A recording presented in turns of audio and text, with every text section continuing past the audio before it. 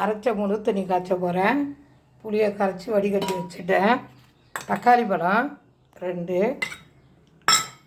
காஞ்ச மிளகா 2, மிளகு தேவைக்கு ஏற்றது, சின்ன ஜீரகம் முழுசு தான் போடணும், இல்லை அதனால் பொடியை இதுலேயே போட்டுக்கலாம்.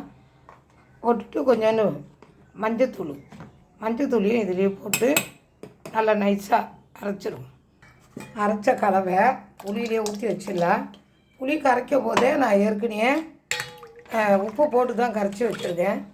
சட்டி வச்சுட்டேன். எண்ணெய் ஊற்றலாம். காரம் அதிகம் வேண்டாம், அதனால் சும்மா பேருக்கு ஒரே ஒரு மிளகாய் செவந்துருச்சு. கடுகு, கருவேப்பிலை, மல்லிக்கீரை, வெங்காயம் எண்ணெயிலேயே வதக்கிடணும். எண்ணெயிலே வதக்கினாதான் ரொம்ப டேஸ்ட்டாக இருக்கும். மிளகு தண்ணி ஊற்றிடலாம். இது அரைச்ச மிளகு தண்ணி. இதை மாதிரி தான் செஞ்சுக்கினேன். ஒரு 30 வருஷத்துக்கு முன்னாடிலாம் இதை எல்லாம் மிளகு தண்ணின்னு தான் சொல்லுவோம். இப்போ தான் ரசங்கிறீங்க. ரசம்னு சொல்லலாம், எப்படி வேணாலும் சொல்லலாம். ஆனால் இது அரைச்ச மிளகு தண்ணி. கொதி வரத்துக்குள்ளே இறக்கிடணும். ரசம் ரெடி ஆகிட்டு வருது.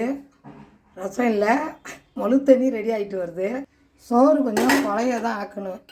மிளகு தண்ணிக்கு சோறு கொஞ்சம் குழைய இருந்தால் தான் நல்லாயிருக்கும். ரொம்ப விரைச்சிட்டு இருக்கக்கூடாது. அமுக்கு முட்டையை நல்லா வச்சுருக்கேன். அமுக்கு முட்டை பொரிக்க போகிறேன். அரைக்கீரை சமைக்க போகிறேன்.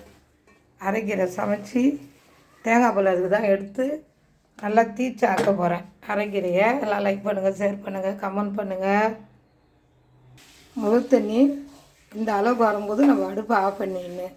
என்னுடைய தோழி தேவியானி தவளக்குப்பத்தில் இருக்குது. எனக்கு ஹெல்ப் பண்ண வரேன்ட்டு ஏமாற்றிக்கிட்டே இருக்குது. இன்னும் வரல.